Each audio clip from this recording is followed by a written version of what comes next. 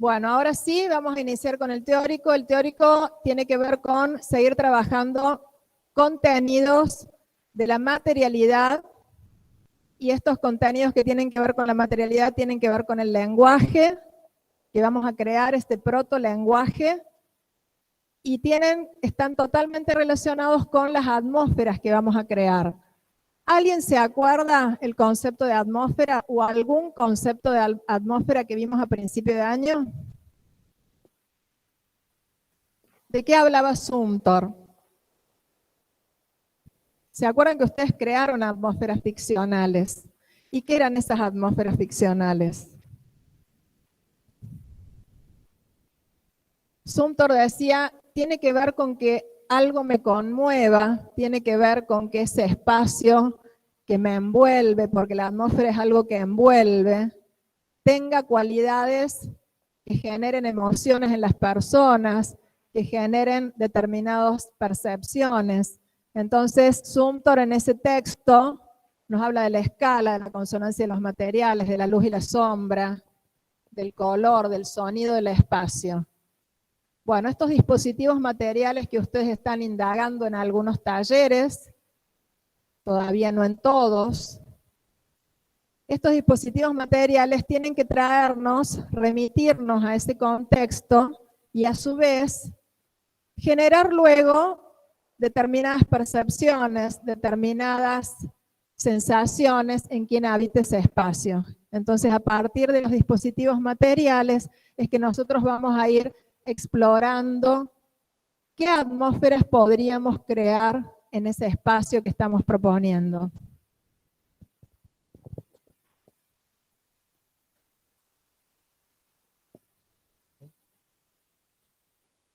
Entonces, recuerden también esa primera frase que les dije el primer día de clase, ese texto de Stephen Hall, que dice que en el hecho arquitectónico los conceptos preexistentes se encuentran con la contingencia de la experiencia.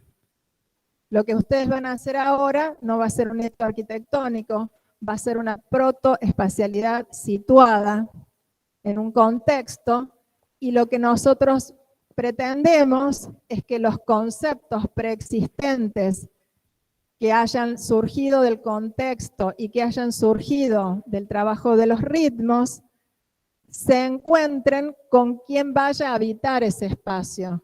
El ensayo de habitabilidad que ustedes van a hacer a partir de los collages, de gráficas y demás, les va a remitir a todos esos conceptos que estuvieron atrás. Cuando nosotros pensamos en estos conceptos, decimos que los tenemos que traducir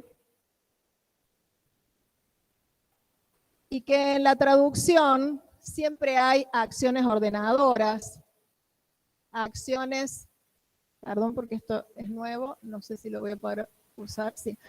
Acciones ordenadoras, traducciones, que van a permitir ordenar ¿qué? La materia tangible, la materia intangible. Y para eso tenemos recursos compositivos, recursos de diseño, que nos van a permitir seleccionar, tomar decisiones sobre el amplio espectro de posibilidades que tenemos.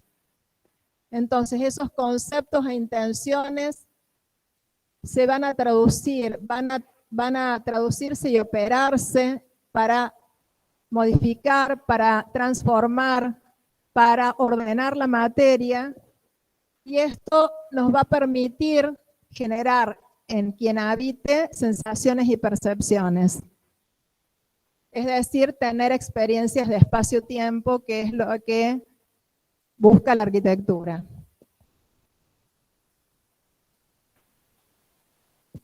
La materialidad, habíamos dicho entonces, cuando hablamos la semana pasada, hablamos de la otra semana, materia, material, materialidad, y habíamos hablado de materias tangibles e intangibles, y les hablé bastante de las materias tangibles la semana anterior, y también aparecen estas materias intangibles con las que diseñamos y que son fundamentales a la hora del diseño. Esta materia intangible, en nuestro caso, tomamos la luz, podrían ser los sonidos, los olores, etc. La materia fundamental, intangible para el trabajo en la arquitectura, es la luz. Y como ustedes ven, ahí lo que dice es entendida como materia y material que construye el espacio. La luz va a modelar el espacio, va a... Todo lo que percibimos lo hacemos bajo condiciones de luz y sombra. No podríamos percibir nada si no hubiera luz. Si nosotros apagamos todo acá y apagamos el proyector, no nos vemos las caras, no sabemos dónde estamos. Entonces, todo lo que percibimos lo hacemos bajo condiciones de luz y sombra. Y obviamente esas condiciones de luz pueden ser artificiales y naturales. Kant, un gran arquitecto de la modernidad, nos dice, fíjense, el espacio implica conciencia de la posibilidad de luz. Conciencia de la posibilidad de luz. Por eso estamos insistiendo que estos dispositivos materiales que ustedes están explorando en los talleres a partir del contexto, los fotografíen, los iluminen, vean cuáles son las cualidades atmosféricas que van a surgir de estos dispositivos.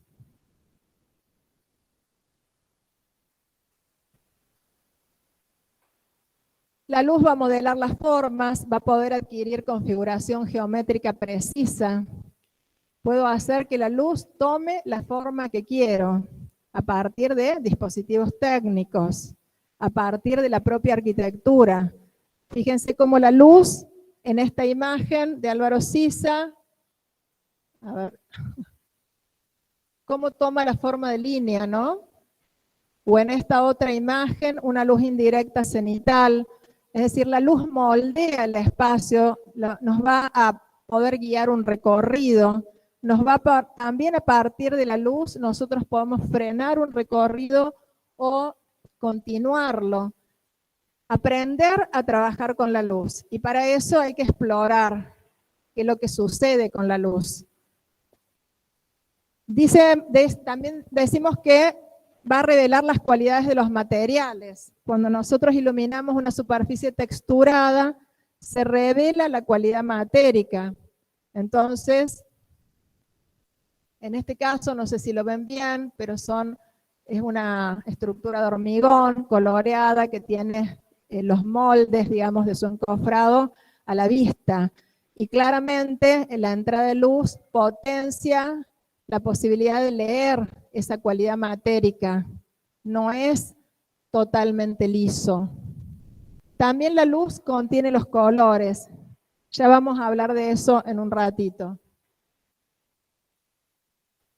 La luz nos permite comunicar significados trascendentes. Si ustedes googlean un poquito y miran obras que tienen que ver con cuestiones trascendentes o místicas de una u otras iglesias, van a ver cómo los grandes arquitectos, hayan sido o no religiosos o creyentes, han podido desarrollar atmósferas especiales para ese tipo de espacios.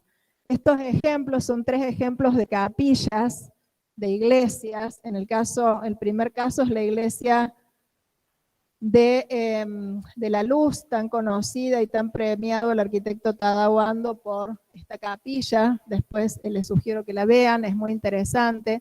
Marca el ingreso de la luz a partir del simbolismo. Otra, la iglesia de San Ignacio de Stephen Hall, que también es una iglesia muy interesante porque trabaja con una luz atmosférica reflejada y refractada. También vamos a ver un poquito más adelante un ejemplo. Y luego Ronchamp de Le Corbusier, una de las últimas obras del arquitecto tan conocida, donde ustedes ven esta posibilidad, como les decíamos a principio de año, trabajar con los efectos de luz y sombra. Algo como difuso en la luz y sombra, pero que me marca dónde está la luz y dónde está la sombra, donde puedo encontrar contrastes lumínicos claramente reconocibles. Entonces, de pronto, un dibujo atmosférico como ese, de pronto es este espacio de la capilla cuando no tiene otra luz artificial a una determinada hora de la tarde, ese muro espeso, ese muro que tiene un ancho abajo y otro ancho arriba, que tiene esas perforaciones abocinadas, deja entrever estas cualidades lumínicas que permiten generar una atmósfera de recogimiento. Otras imágenes de Julio Leparc, yo a veces les he pasado alguna imagen de este artista que trabaja con la luz, y en este caso fíjense cómo con la luz. Si ustedes tuvieran que decir algo sobre esta imagen, ¿a qué les remite esa imagen? En esa imagen, ¿qué es lo que sienten? ¿Quietud? ¿Sienten que pueden reconocer una vibración? ¿Pueden reconocer qué? ¿Qué les parece?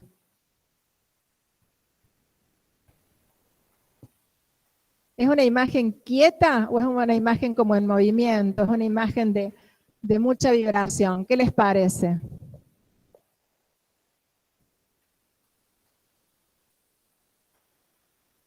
Claro, es muy distinta a esta. Esta es una imagen donde la luz entra por estos perforaciones abocinadas a distintas horas del día.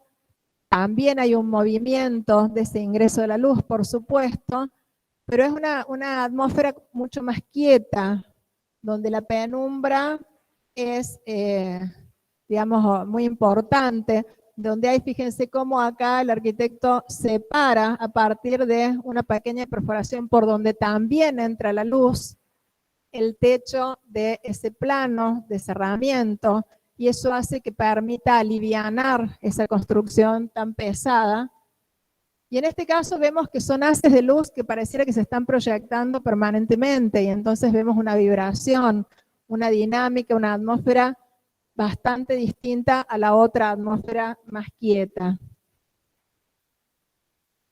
También decimos que la luz va a tensar el espacio, donde nosotros ubiquemos la fuente de luz, va a permitir potenciar ese espacio con tensiones verticales, con tensiones oblicuas, con tensiones horizontales, va a subrayar acentos. También la luz nos va a permitir subrayar acentos y pausas, reforzar ritmos.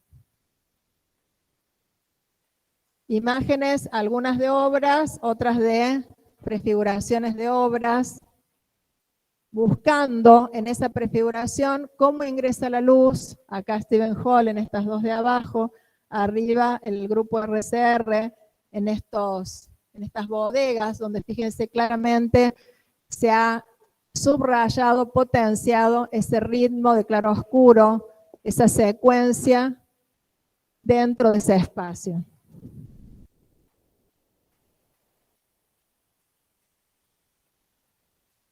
Es decir, nosotros podemos utilizar la luz, podemos buscar, podemos tener intenciones, como dijimos en la primera placa, conceptos, como en este caso, estos que yo anoté acá, pueden ser otros: verticalidad, horizontalidad, oblicuidad, clausura, ingravidez. ¿Qué será la ingravidez? ¿Qué les parece?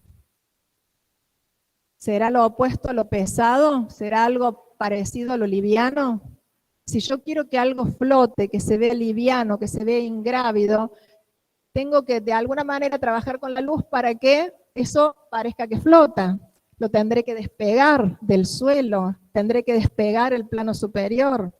Si yo quiero que se vea pesado, grave, asentado a tierra, lo tendré que vincular, no tendré que dejar espacios entre el plano vertical y el horizontal, donde entre la luz. Es decir, yo tengo muchos recursos luego de diseño para poder disolver, acentuar, aislar, generar vibración, generar quietud. Hay muchos recursos de diseño. Uno tiene que pensar cuál es la intención, cuál es el concepto. Veía en algunos talleres, me decían tramas superpuestas. Bueno, las tramas superpuestas es una cuestión sintáctica. Ahora, ¿qué me da eso como resultado atmosférico. Una atmósfera vibrada será una atmósfera vibrada, inquieta, la que tiene Güemes. Entonces, utilizaré las tramas superpuestas, cuales fuera su sintaxis, o utilizaré otra cosa para lograr esos conceptos. Entonces decimos que la luz puede estar trabajada como envolvente, puede ser trabajada como línea, como foco, puede estar filtrada. Ya hemos hablado de algunas cuestiones de los filtros, es decir, la podemos modular. Algunas imágenes muy rápidas porque vamos a tener poquito tiempo hoy. Quiero hacer un poquito con color también. En ese caso, fíjense, una luz envolvente, 3 ejemplos absolutamente distintos. Después les voy a poner el nombre porque este es un museo de Stephen Hall y me olvidé de ponerlo. Pero esta es una casa de Campo Baeza. Es una casa de Campo Baeza, este es un museo. Y esta es otra casa de Campo Baeza. 3 ejemplos absolutamente distintos donde la luz es envolvente. Sin embargo, el recurso para lograr esa luz envolvente no ha sido el mismo. ¿Todos son blancos? Sí, todos son blancos. Todos expanden esa luminosidad. Todos tienen penetración franca y si este tiene todo vidrio, solamente plano horizontal y plano horizontal superior e inferior y todo el resto vidrio tiene penetración franca. Sin embargo, en este caso la penetración franca está dada por perforaciones buscadas por el arquitecto en qué lugar, en qué puntos para generar determinadas tensiones oblicuas en el espacio. Y en este otro caso, la iluminación viene cenitalmente y de manera indirecta en ese espacio del museo, con lo cual uno puede tener esa, digamos, esa búsqueda de ese concepto de luz envolvente con distintos recursos de diseño.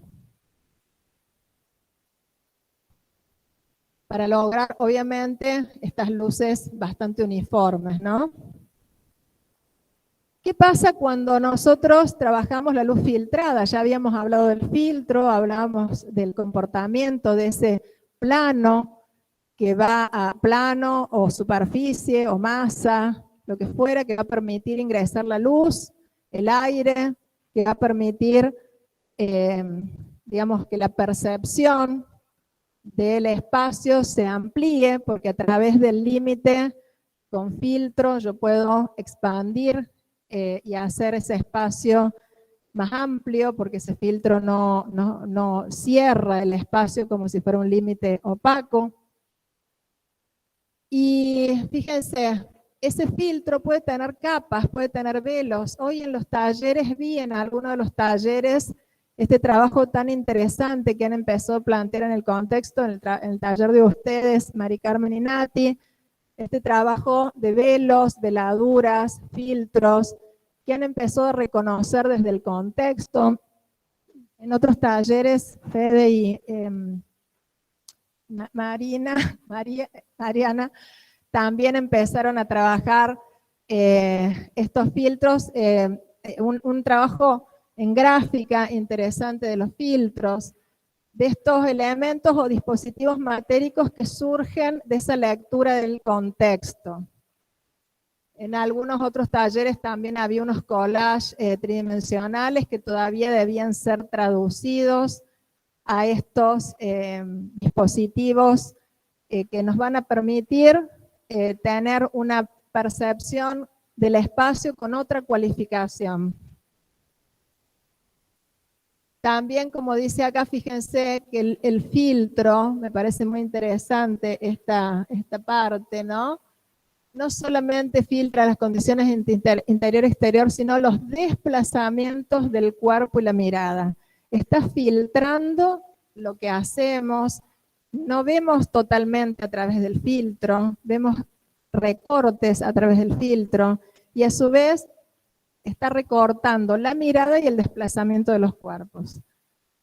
Bueno, esa obra es muy interesante de Frida Escobedo, visítenla cuando puedan, plantea estos espacios cualificados por estas atmósferas lumínicas filtradas a través de esta materialidad tan interesante. Estos son trabajos de estudiantes.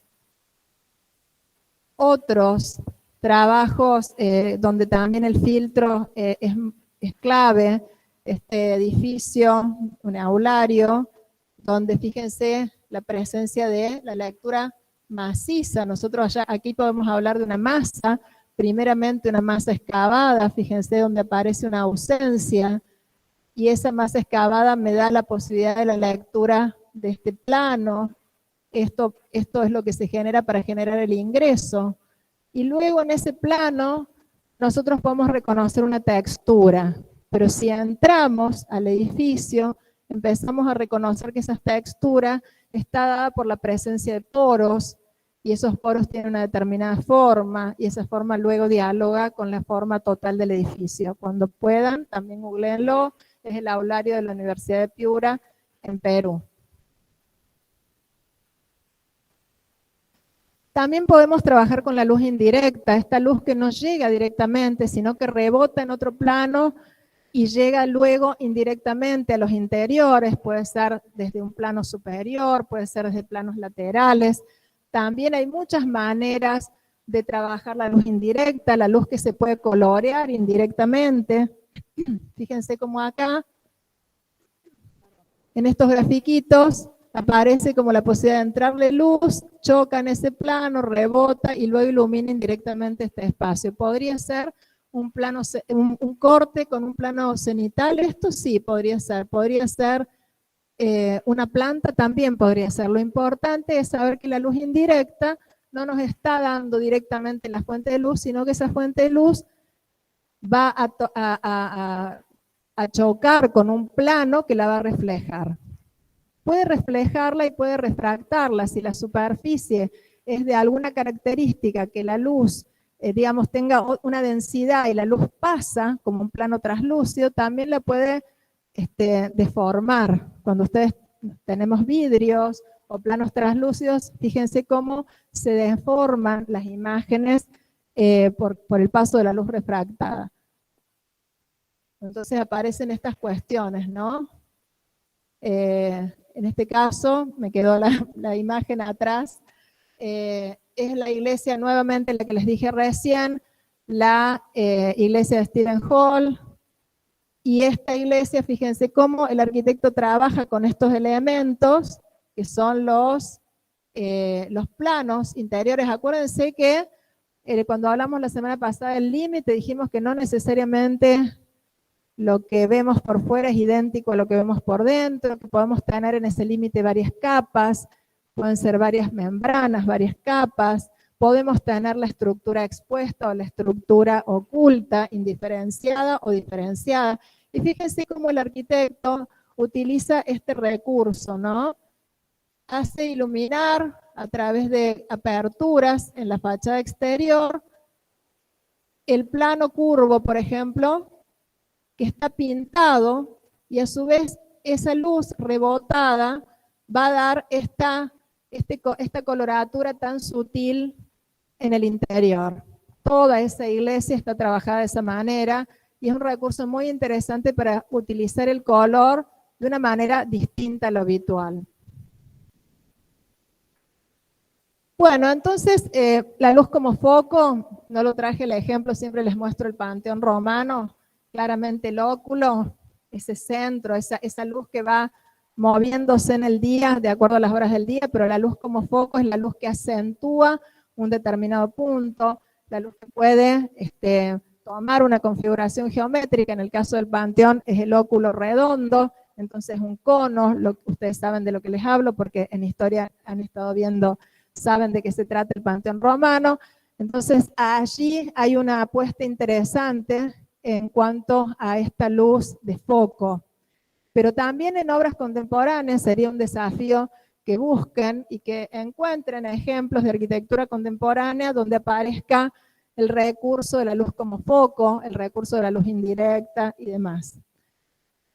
Bueno, entonces estamos en esta placa donde hablábamos la semana pasada de que este espacio necesitaba del límite para poder adquirir forma, necesita materialidad, como dice Mateus, es una bolsa de aire, dice Mateus, que debe ser contenida para definir un límite, que es importante lo que está a su alrededor, que también eso es lo que le va a otorgar identidad. Y bueno, fíjense también qué ocurre con estos límites que hablamos la semana pasada. A ver, ahí está. Virtuales, ciegos, vacíos. Recordemos que el límite virtual, ese que pierde materialidad, que pareciera que no tengo nada, pero que tengo algo, que puede ser un vidrio, también podría llegar a ser un desnivel, podría llegar a ser una baranda, podría llegar a ser una columnata, que de alguna manera nos permite cierta permeabilidad visual y también de desplazamiento, pero sé que hay algo que está presente y que no es solamente el vacío. Fíjense por qué pongo esta imagen con espacios, con prefiguraciones de espacios. Porque como el trabajo del límite, este croquis tiene que ver con esta casa. Como en el trabajo del límite el arquitecto ya está planteando las tensiones que va a buscar, ese espacio oblicuo que está planteando, que está potenciando a partir de esta situación, fíjense, de oblicuidad, de cómo se asoma este entrepiso a ese espacio exterior, las vinculaciones internas, es decir, donde pongo el vacío, donde pongo el lleno, está en total relación con cómo me voy a relacionar con el exterior o con cómo me voy a relacionar con otro espacio. Bueno, esta otra imagen también de prefiguraciones de la Casa Asensio, que me parecieron muy útiles porque miren lo interesante que es el plantear estas diferencias de nivel, ese límite entre un espacio y otro, pero que a su vez posibilita la continuidad. Y luego esa continuidad, que fíjense, fluye hasta ese ingreso de luz que viene desde el cenital, ¿no?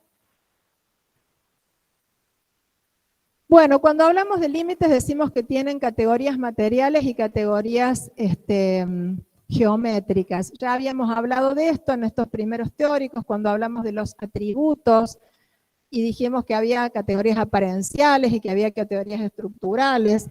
Bueno, todo eso implica que la conjunción de estas categorías va a hacer que el límite que con el límite podamos crear las atmósferas. No es solo una cuestión de sintaxis y no es solo una cuestión de la materialidad. La materialidad se ordena con la geometría, pero la materialidad también tiene sus propias cualidades, sus espesores, sus posibilidades de ingreso de luz, y es las posibilidades de legibilidad o no legibilidad, disoluciones, que nos van a dar los propios materiales.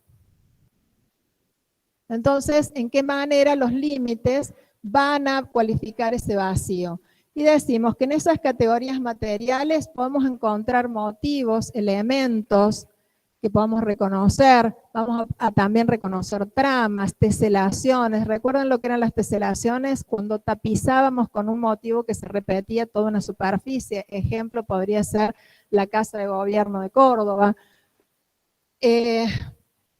Y siempre estos llenos y vacíos, estas figuras tienen orientación, tienen disposición y tienen una dirección. ¿Cómo están ubicadas en el plano? Cuando nosotros trabajamos con motivos, siempre los motivos tienen una forma, pueden ser círculos, pueden ser triángulos, pueden ser cuadrados, rectángulos, los que sean, y tienen una disposición, cómo se vinculan unos con otros, están próximos, están superpuestos, hablábamos de sintaxis, ¿se acuerdan? Bueno, todo eso es lo que nosotros volvemos a ver ahora con el límite.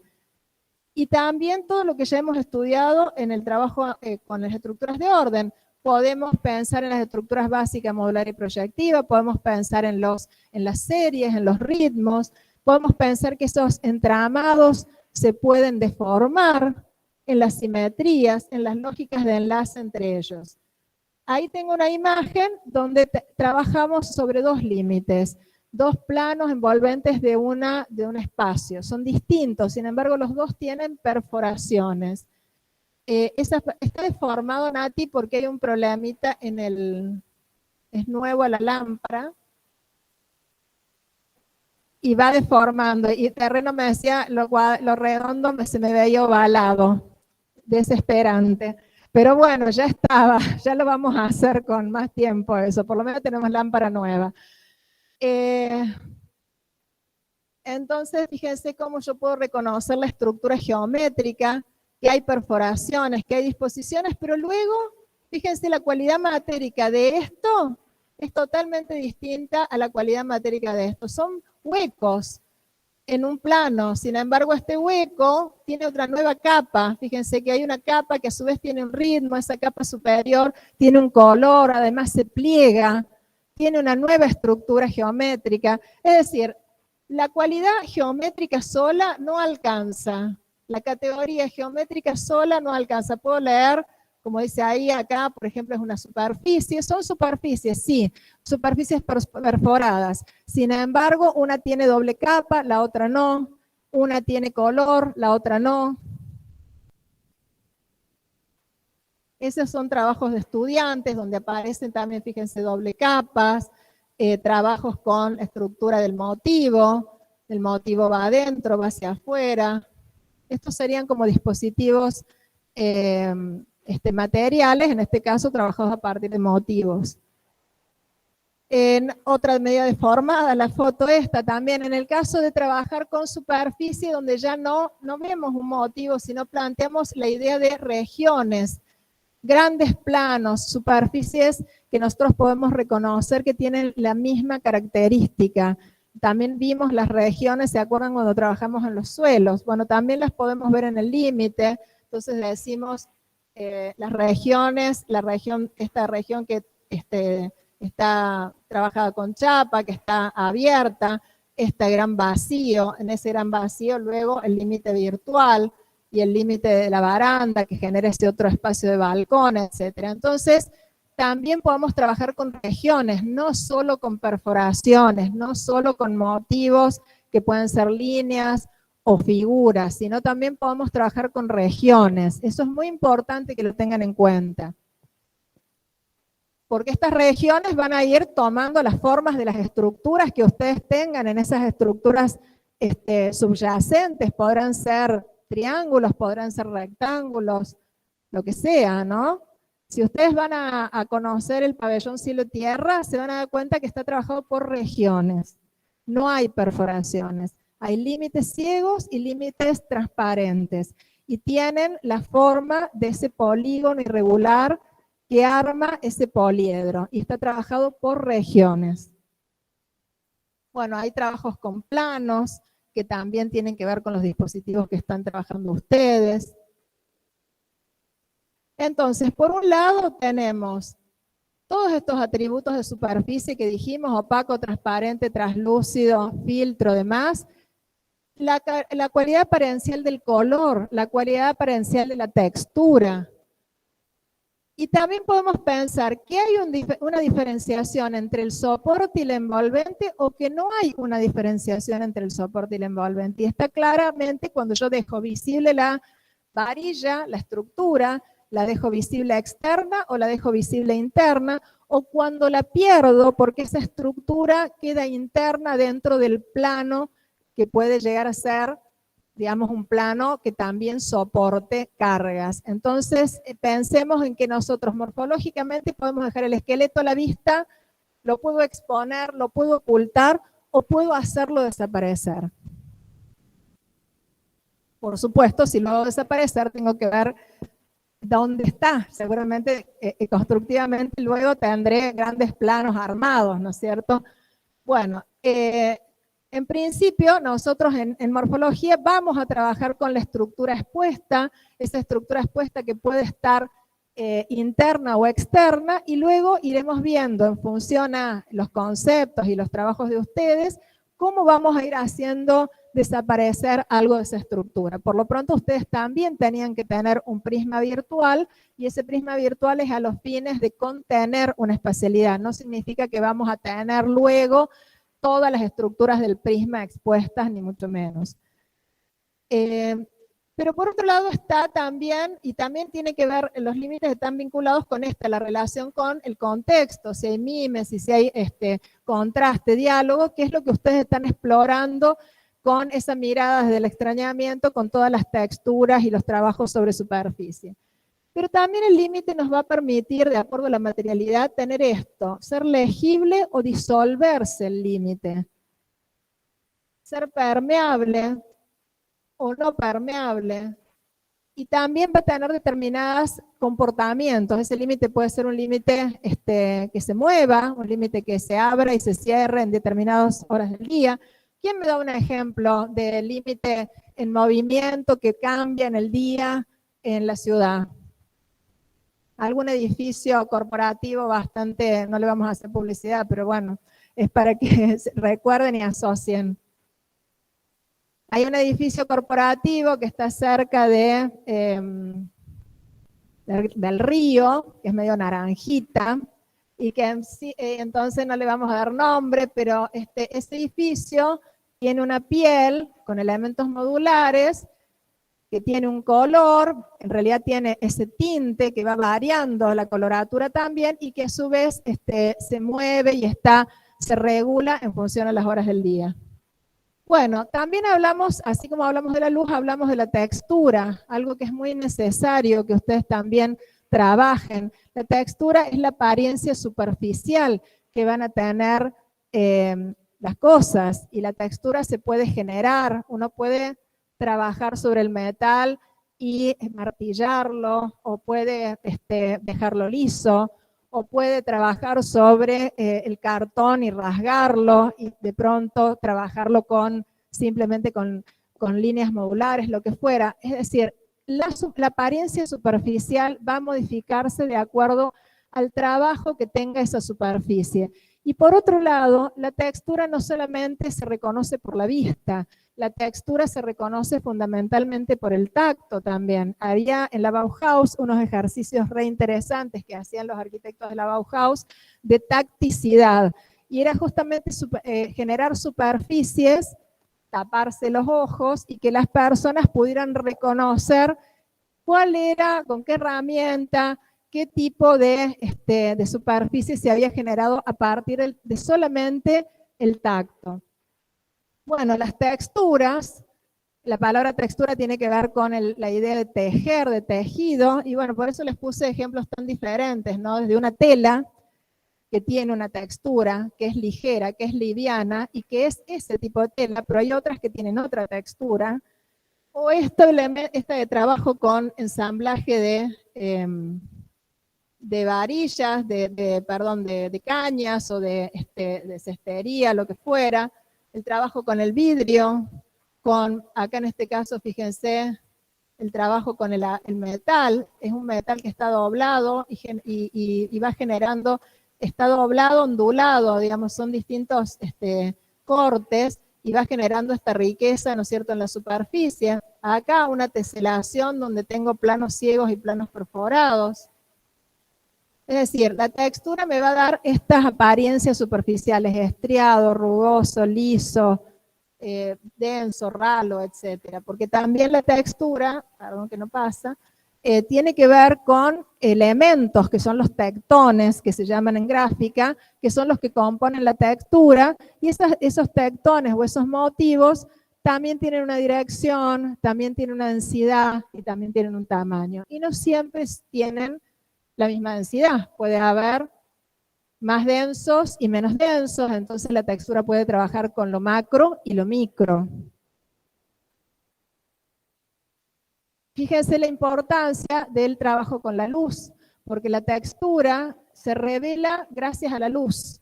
Si conocen el muro de la Caseros, que es el muro jesuítico más importante que tiene la ciudad de Córdoba, vayan a verlo a distintas horas del día.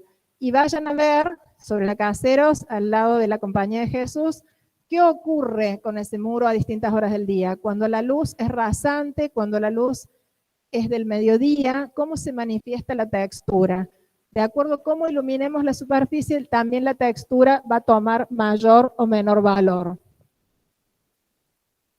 Trabajos de estudiantes. Bueno, la textura que revela la cualidad matérica, decíamos hace un rato, ¿no? La textura me ayuda a ver que esto es rugoso. Me ayuda a ver que eso tiene una textura. Entonces, si yo trabajé con un cartón rugoso, tendré que buscar la fuente de luz para poder potenciar esa rugosidad que yo planteé como foco de la textura rugosa. O en este otro caso, fíjense cómo Zumthor trabaja en esta capilla una atmósfera como intermitente a partir de esos poros de luz. O en este caso, como potencia la idea de la textura de la piedra horizontal y la duplica en el tema con el agua, ¿no? Y el contraste de texturas entre lo ligero, transparente del agua en estas termas con lo pesado de la textura. Pero como la textura se pone en valor gracias a esa pequeña incisión. Sí.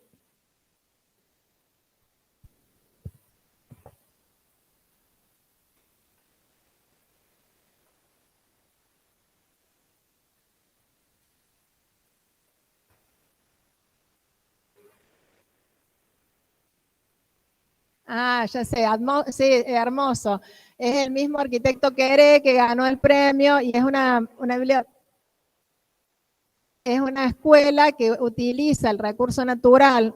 Mira, muy bien el ejemplo, y muy bien que te acuerdes, lo podría haber puesto. Él hace esas perforaciones cenitales para el ingreso de la luz con las mismas macetas, perdón, los cántaros de agua y los cántaros que ellos necesitan para traer agua, pues no tienen agua corriente. No recuerdo el nombre de la escuela, pero es el arquitecto Francis Queré, y si ustedes lo buscan como atmósferas lumínicas van a ver, es muy interesante, muy bien. Bueno, otros casos, en este caso la capilla esta de Peter Zumthor, que él busca justamente trabajar con madera, quemar ese interior para luego revelar las texturas internas digamos, que se ven reveladas también gracias a la luz cenital. Veamos ahora un ratito las tramas.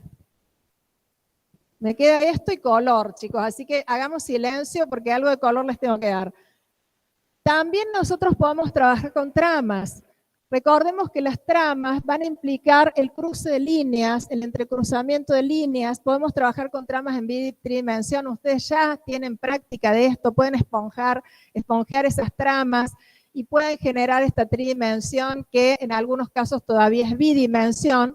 En este caso, algunas atmósferas materiales trabajadas a partir de elementos modulares del mismo arquitecto Kengo Kuma, que trabaja muchísimo con la madera. Él busca trabajar con la madera para evitar un poco el trabajo con el hormigón, porque tiene toda una búsqueda de arquitectura sustentable. Entonces busca otros materiales como plásticos y madera para evitar tanto uso de hormigón.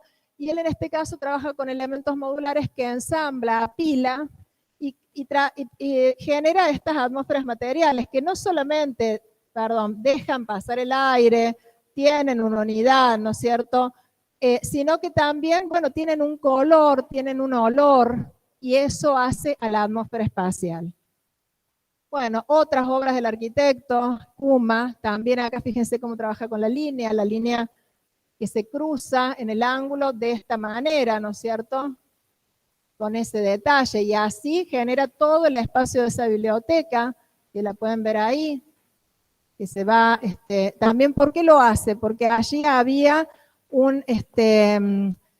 históricamente en ese sector había apiladeros de madera y eran fuente de trabajo de mucha gente en otros siglos, entonces él decide utilizar la madera con esa intención. Pero luego esa madera y esa manera de trabajar la madera da como resultado estas cuestiones lumínicas. Por eso nos permitimos decirle muchas veces, pero saquen fotos de esos dispositivos materiales permanentemente con la luz, porque lo que pasa es que luego cualifican la interioridad.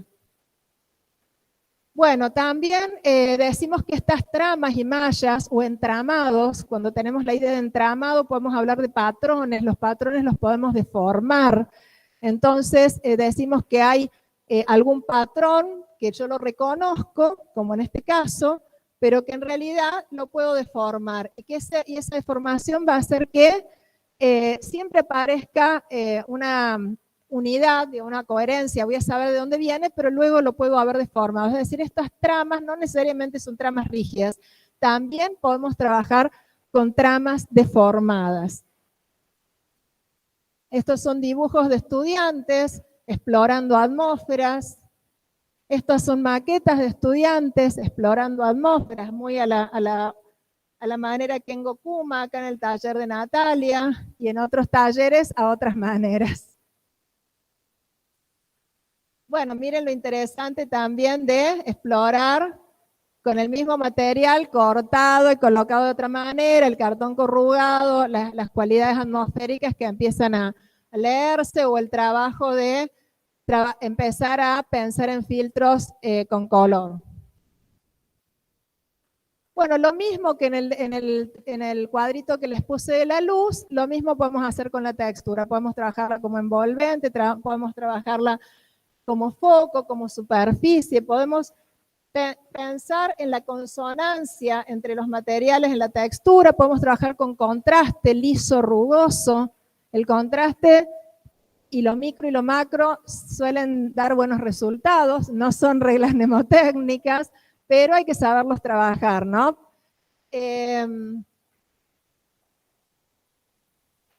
Bueno, y acá vamos con un poquito el tema de color. Vamos a iniciar, introducir, porque por ahí nos dicen llegan a tercer año y nunca les dieron color, y en realidad nosotros trabajamos bastante con el color de la propia materia, pero el color también es un atributo con el que nosotros trabajamos, diseñamos. Fíjense en este caso cómo esos espacios, si no tuvieran el color, no serían lo mismo, son obras de Barragán. O en este otro caso, esta instalación de Cruz Diez, que es un artista venezolano que, bueno, muy conocido por todas las experiencias e instalaciones hechas en color, si bien tiene muchos años, él ha sido como también como lo es Le Parc aquí en la Argentina, ha hecho realmente trabajos interesantísimos que luego otros artistas los han replicado a otra escala. Entonces, como nos decía Zumthor, nos preguntamos si podemos generar una atmósfera con esas cualidades, con ese tono, con esa densidad. Para que haya color tiene que haber un emisor, una fuente de luz, natural o artificial, que son las ondas electromagnéticas, la energía. Tiene que haber un lugar, algo que la module, algún medio, la atmósfera, el ambiente, la superficie de los objetos, y tiene que haber un receptor. Nosotros receptamos el color. Por eso decimos que es una sensación psicofísica el color. Receptamos el color a través de nuestros órganos, nuestra vista, nuestros sensores que llevan al cerebro toda la información y la reciben como impulsos nerviosos que nosotros los reconocemos como colores. Y los diferenciamos, ¿no? Porque hay un espectro lumínico del rojo al violeta, que es lo que nosotros alcanzamos a ver, y otro espectro que no alcanzamos a ver. Por eso decimos que es psicofísico, que es fundamental. La luz, digamos, los objetos no tienen color, sino que van a recibir ondas electromagnéticas y van a devolver otras ondas, y nosotros lo que hacemos es reconocer esas vibraciones y a esas nombrarlas y ponerles un nombre. Por eso hay sistemas de coloratura para poderlas reconocer. Acá, por ejemplo, la pregunta es cuándo un objeto tiene color, y bueno, ¿cuándo aparece el color rojo? Cuando ese objeto absorbe todas las otras ondas y devuelve solo las rojas. Hay distintos sistemas, les voy a mostrar nada más que, digamos, estos sistemas para modelos de color que son con luces o con pigmentos. Con luces, estos serían los tres primarios, el rojo, el verde y el azul, que es con lo que trabajan las pantallas, y con los pigmentos, estos son para las impresiones, el magenta, el cian y el amarillo, que nos permiten, bueno, que son todo lo que tenga que ver con modelo de impresión. Son mezclas sustractivas y aditivas de color. Luego, ustedes ya saben que hay modelos o círculos cromáticos y escalas cromáticas que ordenan el color. Así son convenciones. Como tenemos un sistema Monge que nos permite representar, hay sistemas para ordenar el color. Y hay muchos artistas y científicos y estudiosos del color que han hecho círculos cromáticos y, bueno, sistemas que ahora el sistema Pantone, no sé cuántos miles de... ¿Alguien sabe exactamente cuántos miles de colores tiene el sistema Pantone? Bueno, son miles, más de 100.000 colores. Es decir, hay maneras de conseguir esos colores, en este caso, este sistema, a través de pigmentaciones, Y bueno, se han hecho muchos discos, el de Newton, uno de los primeros, el de Goethe, el de Itten, etcétera, para ordenar el color. Saben desde la primaria que hay colores primarios, secundarios y terciarios. Los primarios son los que reconocemos en el círculo cromático como los que nos dejan producir todos los demás colores. Y los secundarios, bueno, son la mezcla de dos primarios, y los terciarios son la mezcla de un primario y un secundario. Luego también hay colores complementarios, que son los que están enfrentados en el círculo cromático. Los colores complementarios en general se potencian unos a otros. Bueno, hay algo que es muy importante que ustedes lo consideren, porque son las dimensiones del color. Cuando hablamos del color decimos que hay un tinte, algo que diferencia la coloratura una de otra. Ese es el primer dimensión del color, que es el tono, o el matiz, podría decirse, lo que hace que algo sea rojo y algo sea verde y algo sea amarillo. Y lo diferenciamos a partir del tono. Luego el valor es la cantidad de luz que tiene el color. Cuando están en el círculo cromático, cerca de los amarillos, hacia... ¡Ay! ¿Qué pasó? Perdón. Ay, perdón. Hacia arriba son más luminosos, tienen alto valor, y cuando están hacia abajo tienen menos valor. Y luego la pureza, que es muy importante, la pureza del tono. Mayor saturación es el tono de más saturación, es el tono más limpio, el que no tiene mezclas. Y el grado de pureza, digamos, cuando nosotros lo mezclamos con blanco, con negro, con otros tonos, el color se desatura. Por ejemplo, en este caso. ¿Ven? El rojo mezclado con negro, el rojo mezclado con blanco. Bien. También lo mismo con el color, los mismos conceptos u otros, y luego buscamos la manera de que estos conceptos, ¿cómo lo voy a trabajar? Como superficie, como foco, como envolvente, como línea, como motivo. Y también pensar en que podemos trabajar monocromías, acromías, podemos trabajar policromías, armonías. Bueno, monocromía, dominancia de un tono, con algunas variaciones. Podemos tener, fíjense en este caso, es una obra de Stephen Hall, el efecto interno y externo, ¿no? Por fuera tiene la idea de contraste con el contexto, y por dentro tiene esta idea de fusión y fusionar cada una de las partes del espacio a través del color. Luego podemos tener también monocromía con acento en algunos puntos, por ejemplo en este caso en las perforaciones, o en este otro caso en los elementos filares. Se refuerzan relieves. Ay, de nuevo, chicos, perdón, estoy manejando mal esto. Bueno, también podemos hablar de acromías. Algunos autores le dicen acromía, otros simplemente son monocromías, donde está simplemente el color del propio material, donde no hay ninguna aplicación de color y dominan los neutros. El caso del dominio del hormigón, por ejemplo, este espacio, y entonces también generan cierta homogeneidad, y donde es importante que parezcan los valores de textura, porque fíjense cómo en un espacio totalmente con neutralidad de tono, nosotros podemos reconocer estos elementos en esta obra de Miralles, ¿no? Eso es gracias a que aparece el valor de la textura. Bueno, armonías que la palabra armonía tiene que ver con ajustamiento, combinación, etcétera. Las armonías se pueden lograr por contraste también, o se pueden lograr con análogos. Los análogos son los colores que están próximos en el círculo cromático. Fíjense acá, estos son colores análogos próximos, y estos dos trabajitos están trabajados con colores análogos. Esta obra también de Selgascano en Holanda también está trabajada con colores análogos, con telas tensadas. También podemos trabajar las armonías con pares complementarios, con tríadas complementarias, encontrándolas en el círculo cromático siempre en oposiciones. En tétradas, fíjense también, esto es una instalación muy interesante con elementos, con planos, revestidos con telas. y está trabajado el color a través de una armonía con análogos. O en este otro jardín de infantes, donde también con el vidrio se genera una armonía entre análogos. Luego el trabajo con contrastes, donde hay una multiplicidad de tonos, variedad, digamos complementariedad, y hay que, bueno, poderlo trabajar a esto también. Hay muchos trabajos interesantes con policromías, pero requieren una maestría en el uso del color. El color como foco, que genera tensiones.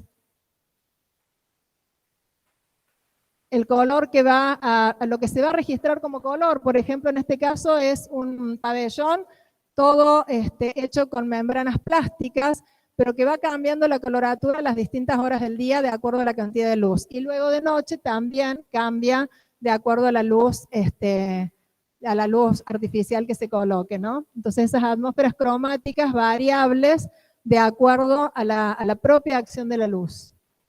Trabajos de estudiantes buscando estas atmósferas cromáticas, y por la hora, tengo varias más, pero por la hora me parece que vamos a dejar acá, me quedan algunas imágenes que tienen que ver con distintos tipos de espacio y el trabajo con las atmósferas. Vamos a dejarlo para el próximo, y bueno, creo que hasta acá algunas pistas para poder trabajar con el color y la luz tienen. Nos vemos, hasta luego.